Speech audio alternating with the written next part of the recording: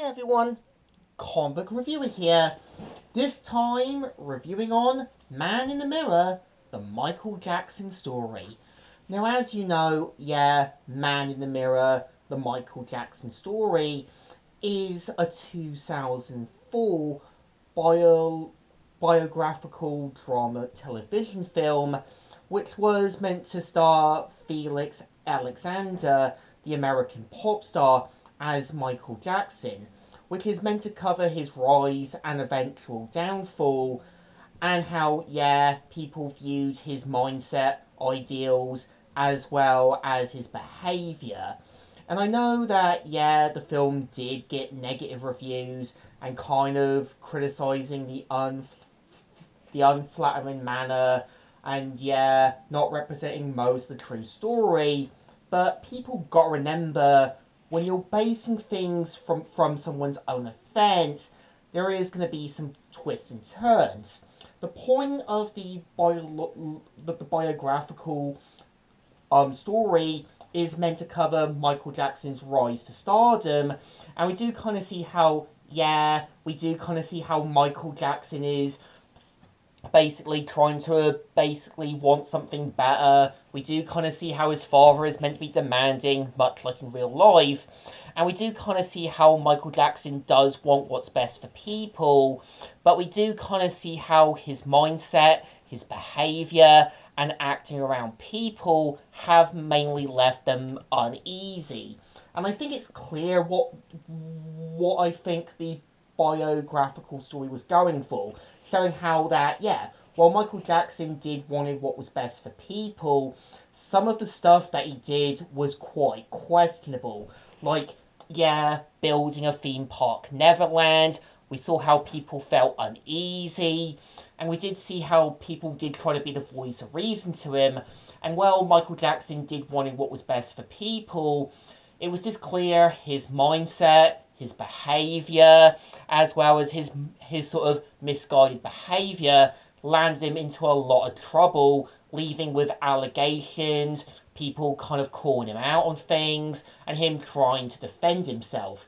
And I think there are people in real life who do want what's best for people without trying to make it about themselves. And I think it's like looking at, most actors and actresses. It's like looking at Mae Whitman, because, given the fact she's been typecast as the loner character, she puts a lot of her emotions from her own childhood experience into those roles. Well, it's kind of like, say, looking at the actor who plays Ron Weasley in the Harry Potter films. He has a ice cream van. He does give ice cream out to kids and does show to care about the people around him. Or it's like looking at Robin Williams. It was clear that, he showed his love for the whole gaming series Zelda and Evangelion, and even showed himself in a Zelda commercial with his own daughter, showing how he does show a lot of concern and care for his own daughter Zelda. And I think the story was going for is showing how that, at times Michael can be childish, but there were people around him who had to be the voice of reason. They had to remind him of the real world. And I think while Michael Jackson did want what was best for people, he just had the views and mindset of a child. The things about having an actual view and mindset is understanding what's best for people, putting yourself in other people's shoes and also positions, and learning from your own experience to be there for people. And it's also clear what I think the film was trying to do is show how, people around him felt uneasy. They were unable to kind of see him in a positive light, and some people just wanted to avoid him. And I think the point of the whole Diana Ross segments are meant to show how Michael kind of views Diana Ross as his guardian angel. And it's clear that, Michael Jackson wanted to do something big, epic, as well as kind of giving the children around him what he wanted. Of course, this would leave people feeling uneasy. I think the thing is, making an actual difference is understanding what you really want, what's best for people, and putting yourself in other people's shoes and positions before making any rash decisions. And sometimes when people have to be the voice of reason to you, it's important to understand from what they're trying to say to you.